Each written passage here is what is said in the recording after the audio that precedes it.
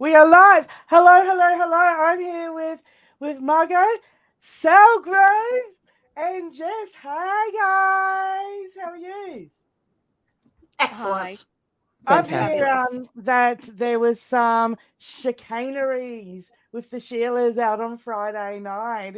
Is that true in the scene in the party scene of Bris Vegas here?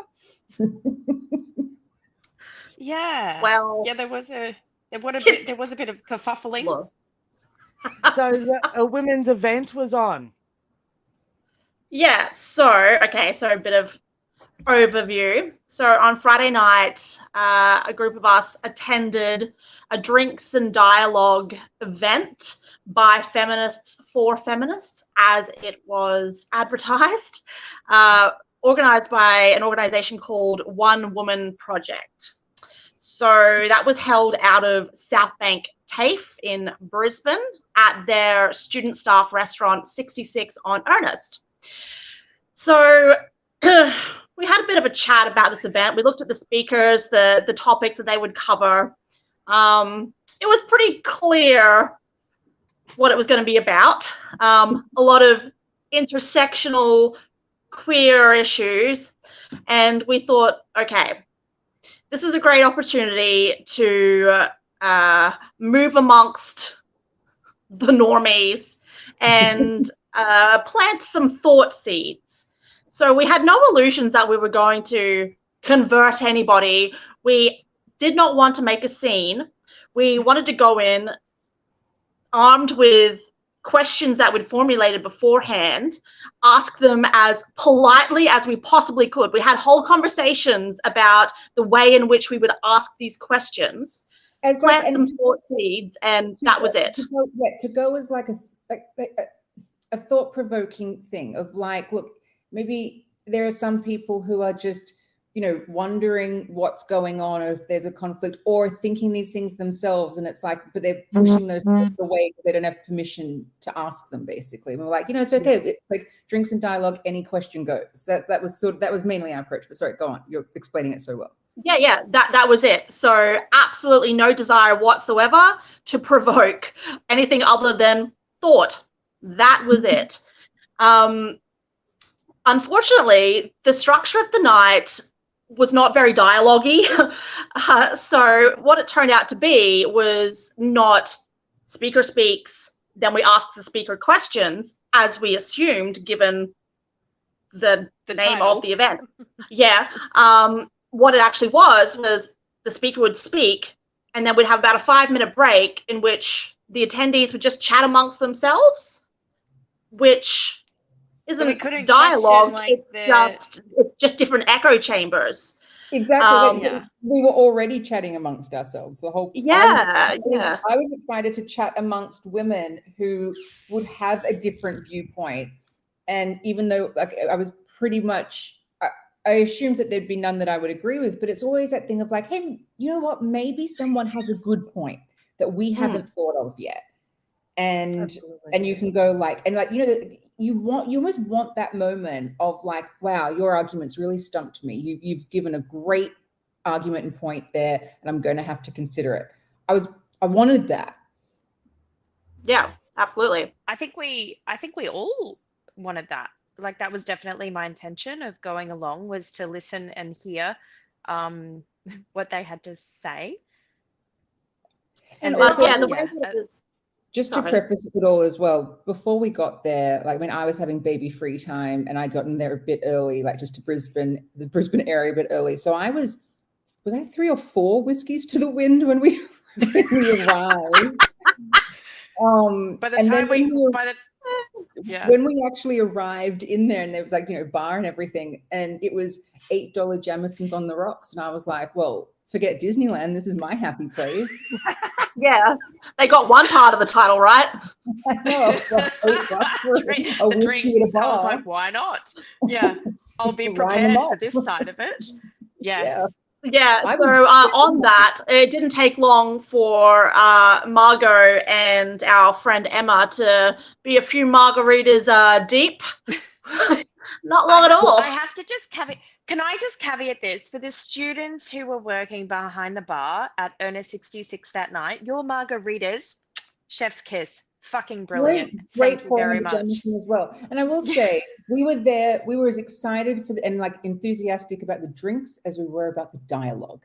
You know, it's like Yes. a cool thing, like just like, yay, let's do both. And who doesn't love a little bit of liquid courage? Yeah, Absolutely. exactly. Oh, absolutely. Yes. So the first speaker. Okay, so we're there. Just sit down. Can I show? I think I can share screen here and actually share a picture of the first speaker. So if you bear with me, I'm going to try to do that. Oh, amazing. This is just off the One Woman Project website. Yeah. So Christina Cabrera. Do we want to share anyone? Do we want to share? I just feel like we don't like have anyone's permission, sort of thing. Do we want to share anyone? Well, that's true too. It was off their website, but you can But just because I wasn't there. I heard this event happened and everyone had a great time. So maybe just visually describe. Okay. Then if you very can feminine. retroactively erase me saying her full name, that'd be great. I think I was talking over the top of you. But if you go to the onewomanproject.org and then go to the drinks and dialogue, you can see the 4 speakers. So the first speaker was speaking about policing queer bodies and how breasts don't. Hang on, let me just get the right. I think the title was something along the lines of "My breasts don't mean anything, and you can't prove otherwise." I think that was the title. And so basically this speech, got up, pronouns are they, them, and, you're faced with what can only be described as a very feminine presenting woman saying they, them, and then going into a speech about basically, having breasts, being ogled, and not liking it, which is something that every woman can actually understand. And I think the speech was interesting, and it's sort of exactly why we were there to listen, because you're listening to, someone get up there and say, and look, it takes bravery for anyone to get up and speak. We know this. We go to events where women are shaking when they get up and speak. And she was the same. She was obviously nervous and everything. So you're in, and so like all credit to her for getting up and saying this. And she obviously believes what she's saying. But what she was saying was that, like, I can wear a swishy skirt and twirl around and show my breasts, like basically wear revealing clothing and everything. And no one should ogle it. It doesn't mean that I'm a woman. And that because this is what I took from it. Maybe my whiskey-induced interpretation is wrong, but it was like, because I've called myself non-binary and they, them, it's like the shield. You're not objectifying a woman because I'm not a woman. And you're like, yes, well, that's not what's happening, because you're like, what we can have like, hours and centuries of dialogue about men objectifying women. And that's a conversation to be had, but it's not going to be stopped based on what you call yourself. It's just not the solution to it. It's like, that's it. Yeah, because also what she's talking about is actually, to a point, human nature. Like that men do like looking at like attractive women's bodies, and she was an attractive woman, just as like women like looking at attractive men's bodies, or like straight women do, like gay women would love looking at another woman's body. So it's just like, this is human nature to just like appreciate nice looking things as well. And it's like, yes, now that might sometimes really make us uncomfortable. All of those conversations to be had, I understand it all. But the shield she's creating, it's like, doesn't protect anyone. It doesn't protect, it's not stopping it. I mean, maybe it's making her sleep at night and feel better about the situation, but it's like, but it's like you're sort of deluding yourself into what is actually happening here. It's you're not stopping it. You're not doing anything constructive. It's a force field that she's built that actually doesn't exist. No, and you absolutely got that impression. It seemed like this speech, it was as much for herself as for us. There were times where she was really trying to justify her identity to herself and why she's adopted it. You know, there was a segment of it, and I wish I could remember it verbatim, where essentially when she was saying that, you know, when a man is ogling you or oppressing you, making values or approaching you, when you educate them on your gender identity, you're forcing them to examine their perceptions of the female body and their relationship with it. And we all know that is, I'm sorry, but it's absolute rubbish. Your rapist isn't going to examine anything. Exactly. Like, it's one of the examples that I've used, like, from my own life, when I think of the times where I've been sexually assaulted or something. One of the things was I was just wearing what I usually wear, which is like jeans, Converse shoes, and a t-shirt. And usually I'm wearing a men's t-shirt because I find them more comfortable. And you're like, and you're going like, this had nothing to do with what I was wearing, which has been the thing that we have been trying to say about sexual assault to women, is to not do the what was she wearing, because it has nothing to do with it. But also, something that I found really funny was that she was standing there saying, like, clearly a woman, clearly, like, but then like professing, oh, I'm non-binary, and getting like very, very quite passionate about it, and looking at all of us women in the crowd. She's the one in a dress, like we're all in jeans and a t-shirt and like jumpers, like sitting there. But she was the one saying, like, you can't judge me, or you don't know who I am because I'm wearing a dress. And it's like, hun, you have a hot bod. You're a beautiful woman, no matter how much you don't think you are or you don't want to be. You're a beautiful woman, and everyone just sees that of you, no matter how. And she had some pretty fucking rad cowboy boots on, just let me say. But like, you're not kidding anyone. And then, but she started the speech off also saying, from my recollection, was like, oh, how exhausting her life is, like telling people her pronouns. And I mean, like, I'm just disclosing, like, I have a frontal brain injury, I'm autistic, I've got all of the diagnoses. I can't lie, and that was probably one of the reasons why I ended up being ejected towards the night, because I can't call you something that you're not. Like, it hurts my brain, I'll catch on fire.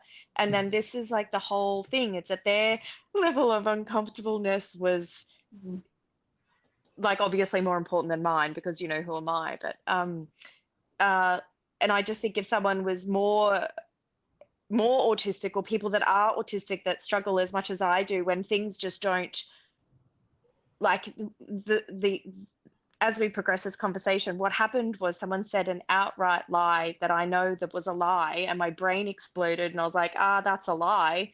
And then that's how all of the excitement happened. But this woman saying that she was non-binary was just is it just an exercise in like self-importance? Is that what it is? Which, like, well, yeah, and it's a tale as old as time with women, externalizing their insecurity.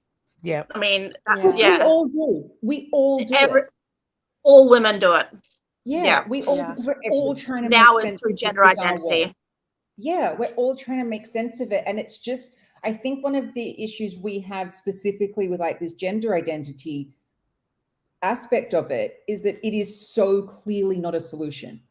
It's not helping anything. Like, even you can go to a one-woman project event, and the moment you can't talk honestly about sex-based differences and behaviors, you cannot talk about why all of this stuff is happening. Exactly. Because then you're transphobic at an event called the One Woman Project. No. Why isn't it the One Person Project? Yeah. It was very confusing. Such a Western sort of, this is where this sort of is an issue to think that a woman can just opt out or declare that they're non-binary, and these are now non-binary boobies, not woman boobies, like, because then what is it, the rest of us who get ogled or whatever, and because we don't opt out of womanhood, does that mean that either we like it, we're encouraging it. Like, it's like, what are the ramifications for every other woman here by what you're saying? And this one thing that stayed with me recently, I was listening to the Red Femme podcast with Dr. Jen and Hannah. I don't know if you listened to it, but it's absolutely amazing and I highly recommend it. It's the best. Yeah. It's so good. And Dr. Jen was explaining how, if like X amount of years ago when the slut walk thing happened, and she was like, how do we process this? How is this actually helping? Like, because you can go there, there's this bunch of women here saying they feel really empowered by it. And she's quoting, and she couldn't remember the feminist writer from sort of yesteryear that she was quoting, so I don't know who it is. But there was a woman who said, basically, with feminist activism, if it's not helping the most disadvantaged woman, then it's not helping anyone. Because so basically, like with a slut walk, if a woman who has been raped went on that slut walk, how would that help her prosecution case? Well, it wouldn't at all. No one. So then this is not an act that's helping any woman, especially the most disadvantaged woman who's going to be trying to get like prosecution or her rights heard. So it's sort of the same principle of like, if you are trying to opt out of womanhood for yourself because it makes you feel better, how is that helping the most disadvantaged woman? Like, how is this helping women in Afghanistan who are being forced to cover up, yet rapes are still happening? Yeah. And it's not helping the child bride, is it? I mean, the child bride, she's not opting out. I mean, she can say, I identify as a boy as much as she likes, but the 30-year-old man who's dragging her out of her home does not care. Yeah, exactly. You're not opting out of that. Because none of this gender stuff actually works with human nature. Not one part of it. It doesn't work with our instincts. It doesn't work with just how human behavior plays out in a regular day. That's right. So say like I had an incident growing up where I used to dog walk. I used to come babysit this puppy, and I'd go there and get the details of the puppy walk for the holidays. And the dad used to sit up the stairs in his little stubbies with his legs apart, full junk out. And that was part of the cost of me walking this dog, would be to get an eyeful of junk every single holidays. And this was between me being 13 and 16 years old, So I'd get, and it'd be the same every time, and it doesn't matter. I can literally say, I'm non-binary and do my magic spell. It still won't prevent that man behaving in that manner. Showing. Because he had a captured audience. He knew what time I was coming. He knew he was giving me the orders to the dog food there, the leashes there, and the same thing every time. Yeah. But he knew that was going to be witnessed, Didn't matter. I could yell until the cows come home that I'm non-binary. He still was giving a young woman an eye full of junk, There's no opting out of that. Similarly, how like if women try to opt out of womanhood just using language, if a man tries to opt out of manhood by just using language and calling himself a woman, it doesn't change his behavior. Like that guy you were saying that's sitting there, with his junk hanging out, if he called himself non-binary, we're not going to sit there and go, oh, well, then that's not a display of toxic masculinity. We're going to say, no, that's just literally toxic male behavior. Yeah, it's exactly. And, this whole thing about, getting men to examine their relationship with your female body, their perceptions, yada, yada, yada. Okay, but what if I say to my oppressor, wait, I'm a cis female? Like, it's the same thing, Does that mean that he gets the green light? Does that mean you ask? Yeah, exactly. What does it mean if you don't have, a cis female... if you do have a cis female gender identity versus having a non-cis female gender identity. Yeah, exactly. Like, what kind of judgments are you actually, as a byproduct, placing on the rest of us? Like, we're not forcing men to examine their sexism, by being boring cis women. There's all these women here questioning absolute nonsense and male behavior questioning nothing. Exactly. Yes. Exactly what they want. Again. Exactly what they want. Yeah. So, can we get to the fun part? We are. We're going to get to the fun part. So the bit that Wait, also first, let's just clarify. So, 12-minute speech. We didn't say anything. We didn't interrupt. No hands up, okay? So we sat through the 12-minute non-binary speech. So how many speakers were all up for the night? There were 4, but the second speaker is where things went a little sideways. So you only got 2 deep. One full speech. We only got one. We got one full speech. And then I think we were like maybe 2.5 minutes into the second speech when so I just want to say that the second speaker, this is the bit that I find probably the most hilarious. Take Back the Streets. The speech was literally about civil disobedience in modern activism. Got kicked out for civil disobedience. If you were writing this as a skit, the note would be like it's too on the nose. You can't even fucking write it down. But anyway, as I said, so the first thing. So she started chatting, she started her speech, and that was all going very well. Then she said something about the suffragettes, and then she said something that like Stonewall was started by Black trans women. And I was like, that's not right. So actually I was Googling because my brain had caught on fire and I was about to spit facts. And then while that happened, she said that trans people are legislated against getting abortions in Queensland. And I went, what? And I was like, that's categorically incorrect. Abortion was decriminalized, legalized a few years ago. I worked with a group of people that were very close on that. I have knowledge in this area that is categorically incorrect. And so I was then lent down to my friends and I was like, this is wrong. And I was told to say something, which was difficult. But yes, I after a few moments of thinking, how am I going to say this? My hand shot up and I just said, can we just circle back to the abortion and trans people getting abortion in Queensland? I was like, that's categorically incorrect. There is no legislation stopping any woman from getting an abortion in Queensland. And when I said woman, there was a lot of kerfuffling in the room, a lot of happening. At the One Woman Project, mind you. From the One Woman Project, that's exactly right. And then the speaker clarified and said, oh, this was a trans person regionally. And then once again, I know this area well, and I was like, well, any woman regionally has problem with access to abortions. And then our friend Emma stepped in to clarify what I was saying, because then by this stage there was a lot of noise from around the room because the word woman had been used twice in relation to abortions. Anyway, things got very excited. And so then our friend Emma clarified what I was saying. And then the group basically converged on Emma and said, leave, leave, leave. And anyway, there was chanting, there was clapping. First, to clarify, okay, because it was actually even more absurd than that. So when Emma stepped in to clarify your point, someone from the audience actually yelled out, like, is there supposed to be dialogue? And I'm just sitting there like, I don't know, you tell me.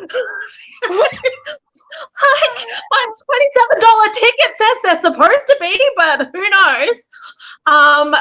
So yeah, then there was a bit of kerfuffle. The speaker asked if she could continue her speech, and you and Emma both said yes, sure. Please. And then the bartender yelled out, I think you're at the wrong event.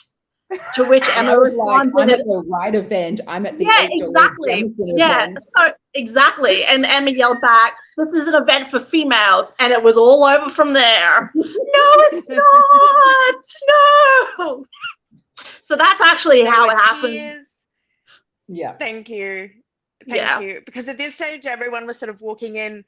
There was I know that I was stimming a lot through it because I've never been sort of rushed before, but absolutely no one wanted to hear. And because the thing is that I was agreeing with them. Like, and what our friend Emma actually clarified was that this isn't a trans issue. This is a woman getting access issue. And to dress it up as a trans issue is a fucking lie. Like, it's trying to politicize something that doesn't need to be politicized.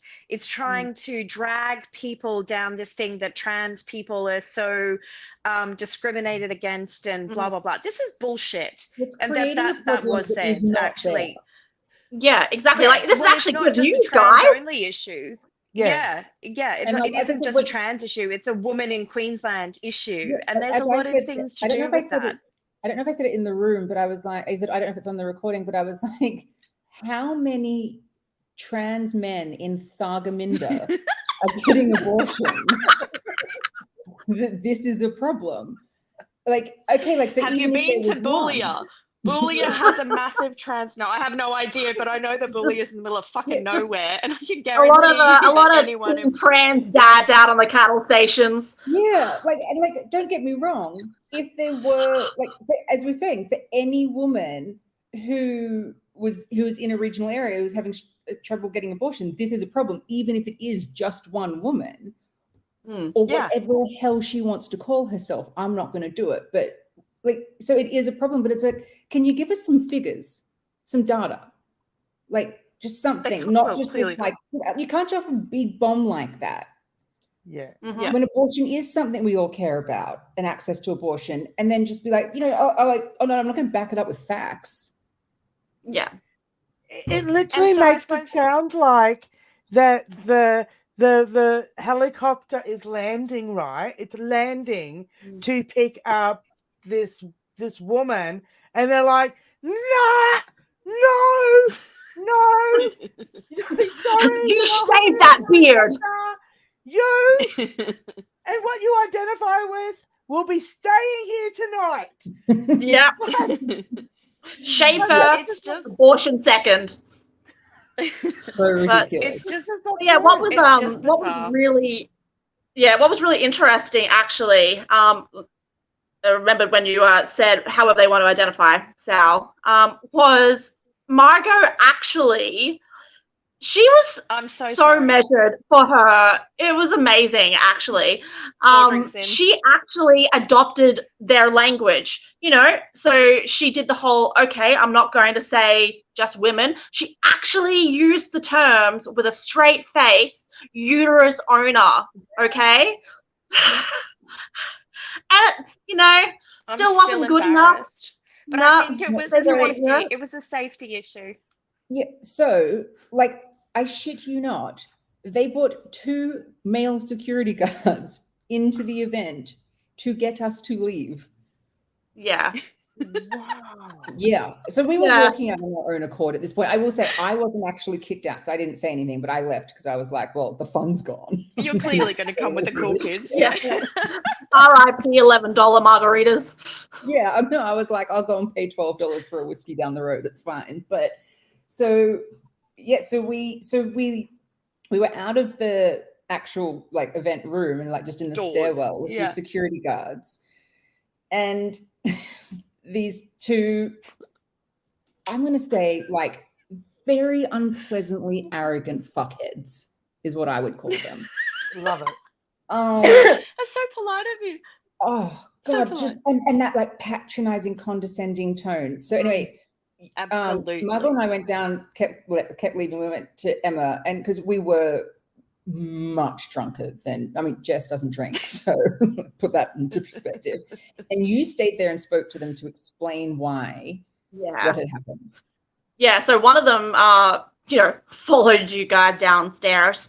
And the other one stayed behind because he actually wanted to understand what was going on. Still an arrogant jerk, but wanted to understand. So I explained to him, and he was really confused. Yeah, you can. I wish we'd recorded that conversation, but yeah, he wanted to know when we interrupted, how we interrupted, and what was so offensive about it. So, like, he started asking me questions about abortion and, you know, trans exclusion. And so I was explaining to him, you know, what the misinformation was, what the correct information was. He thought it was absurd. So, yeah, at least he agrees with us there. But then, like, to be honest, like the part that then, like, it was like the icing on the cake that pissed me off. So we're just leaving the premises, like, you know, it just takes him a minute to walk to the street, and this older security and this is guard, just four women now leaving. Yeah, we just looked like it was just 4 women leaving, having a laugh, like, because we were quite amused by the whole thing, and he was just following us, like, behind us, and I turned around and I said, "Can you stop following us? Like, you're just a man following us at this point. Fuck off. You're creepy." Yeah, that's creepy. Yeah. Yeah. And the other one who I'd been speaking to, you know, when he came downstairs with me, you know, he couldn't just say thanks and then walk away. No, he had to merit me on being the only rational one. Yeah, he said, you know, like, made a big song and dance about it. Exactly, you know. And I'm just thinking, you know, again, if I were a man, he wouldn't have made that comment, you know. I wouldn't have thought that, "Oh, thanks for being one of the good ones" comment. Yeah, but also, when I was speaking to him before I went downstairs with Emma and Sal, he wouldn't have dismissed me from being, like, hysterical, because it was my comments that I suppose literally got us removed. And I was just trying to explain it. And, like, this is one of the areas that I know a lot of stuff about. So if anyone's going to talk on something that they know a lot of stuff about, that's me. But he just absolutely was not listening. Mind you, could have been the margaritas and the whiskey, but I was still rational. Yeah, but I was still. You were very rational. You explained the misinformation very, very well. You weren't aggressive. You were not abusive once, which just made the reaction all the more absurd, especially when you actually tried to use their language, as ridiculous as it is. And I know that cost you a piece of your soul, so appreciate that. It was woke up the next morning without a hangover. Yeah. I didn't have a hangover the next morning, but what I did have was a fucking cringe in my shoulder that is still there from the cringe. And I was like, please tell me that didn't happen. And it fucking did. And I have been castigating. Yeah, it is. People know, to all the women in the world.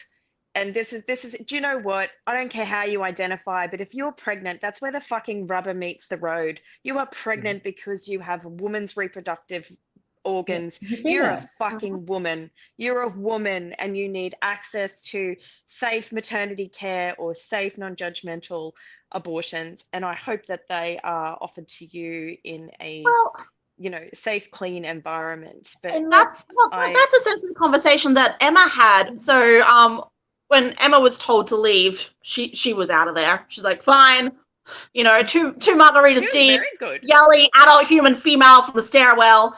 Anyway, while she was waiting for us in there, while she was waiting for us there, one of the attendees or facilitator, I'm not sure, she walked out of the room like really emotional, and she encountered or confronted, I'm not sure, Emma in the stairwell, and said that, you know, she'd made her feel really unsafe. And Emma just said to her, you know, you're an adult human female, right?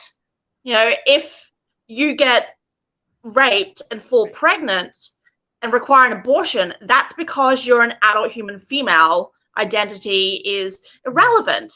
And again, the woman, her response was to burst into tears and just repeat that this conversation was making her feel unsafe. In the end, Emma just said, I hope you never get raped and need an abortion. It's just a really bizarre reaction. The whole situation actually demonstrates what gender ideology is doing. Rather than actually going and having a fact-based conversation about regional women needing access to abortion, it becomes this completely fictionalized non-event or non-issue of it just being about trans women. Like there's these really privileged women in Thargomindah who are taking up all the abortion spots, leaving none for the trans mask people. And you're like, and so we're not talking about, okay, because it's like, well, let's just talk about making sure that all women in regional Australia have access to abortion. Let's have that really important discussion. Let's have that conversation. Yeah. Yeah, absolutely. Well, even maternity services, regionally in Queensland are shit. So whether you want the baby or you don't want the baby, it's shit house. Yeah. So Instead let's have that what conversation. happened is we were literally surrounded, like people got out of their seats and we were surrounded. That's what happened instead. Again, not an abusive word was spoken. Margot stayed rational the whole time. But one of them even got down on their knees, like I was too. She got down on her knees in front of me, put her hands on my legs, and she's like, now, I understand what you're saying, but you've made people in here feel very unsafe. Oh my and I was God. looking at her going, not too. You've made people feel very unsafe. I think you need to leave. And I was like, but I'm actually one of the event organizers, she was standing next to me with the microphone while it's all happening, and she's going to everybody like, if you've been triggered or anything, there's a safe space over there. There's a safe space there. It was like, and I was sitting right next to her, and I'm just going, I'm like, when you're trying to not laugh and it's making it worse. Yeah, and I had a third one who was next to me, and she wasn't touching me, but had her hand hovering, at my back, like she was air touching me. It was weird. And again, saying, "Oh, you need to leave. You've made the safe on space." And I just said, "No, we're perfectly safe in here." And she's just kind of like, "Oh, you did." And then also there was this giant man in a dress who, like, the moment the opportunity arose, stood up, and he's walking over and like inserting himself into the situation. And who this person is probably like in their version of reality, the one person in the room that we're allowed to call a woman. Yes, absolutely. It clearly was not a woman, and just was just so excited to just. Yep. Get on it. And like the absolute nerve to have all of these women around us, in gentle tones proclaim that we've made the room unsafe while we're literally surrounded, being screamed at by the actual bar staff to get the fuck out. This giant man in a dress pointing and booming at us to get the fuck out, TERFs, and a similar chorus all around. But we've made the room unsafe. And like, are literally, you actually kidding me? No one in this out room was to the unsafe. street you go, TERFs. Yeah, it was really bizarre. We did leave and then went to a bar and proceeded to drink for 4 more hours. Like, yeah.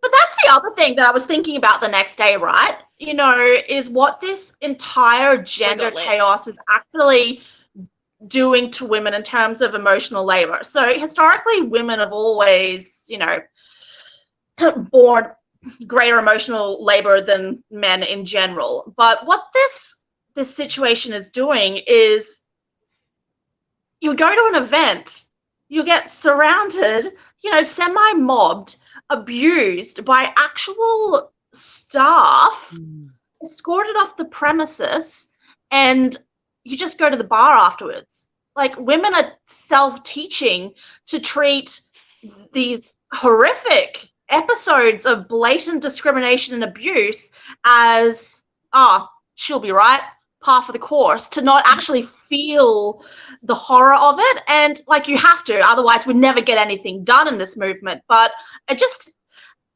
added to the long list of things I'm angry about.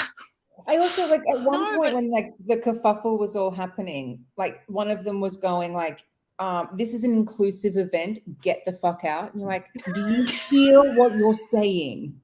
Yeah. Do you know what language means? Of, like, this intersectionality, where is the intersection of women who don't think men are women? Because you're happy to exclude us, but include and have intersections with everything else. It's like, Is that you me? are literally, you don't even realize it, you are men's rights activists. Yeah. Absolutely. And which reminds me about what is still my favorite part of the evening, which took place after we left. So there were other surprise allies there, and we were sitting with them during the event, but they stayed out of it when it was all going down. So they stayed at the event when we were marched out by security. But we met up with them afterwards, and they still couldn't believe it themselves. What actually happened was the facilitators approached them and started coddling them and asking if they were okay, because obviously they didn't know that they had accidentally sat with the women's rights activists, as in verbatim, not TERFs, not transphobes, women's rights activists. So the One Woman Project does not welcome women's rights activists at their event. That, like, it's a slur. What are you? I'm really confused about your organization, One Woman Project. Absolutely. Just everything about it. You're really bad at titling things, I'm just going to say. I've got a little baby that just woke up. I've got to go. Okay, thank you, Sal. Thank you. Bye, Sal. Bye. Bye. I was going to say, I'm going to have to run off. I have a dinner reservation at 7:30, so I'm going to have to go. Thank you so much Otherwise, for Andrew's coming going to on, start guys, and eating sharing your Friday night with me and the people in the chat here. I really appreciate it. Oh, thanks for having us on, Kellyanne. That's all right. Next time I'm going to make sure I buy a ticket to that event so I don't miss out on the shenanigans myself. I mean, look, they might have posters of us up distributed across feminist events in Brisbane. Women's rights activists, women's rights activists, beware. So disguises. You know, there is a TERF on every TERF, and I suppose when you put these events together, they need to know that they're probably going to be 1 or 2 or 3 or 4 or 5 or 6 of us sitting in their audience. And we're not always going to be kind. No, and we'll call them out on the absolute guff and bullshit. I agree. All right, loves. Thank you so much. The uterus have a cringe. Bye. Bye. Thanks, Kellyanne. Bye. Bye, Jeff. Oh my God, how cool was that, eh? I'm going to say goodbye to myself, so I love you for now and talk to you later. Remember, stay loud, my friends. Even if you are in unknown territory, turfing it out with your group on a Friday night, make sure you speak truth always. Love you for now. Talk to you later. Bye, guys. Stone out.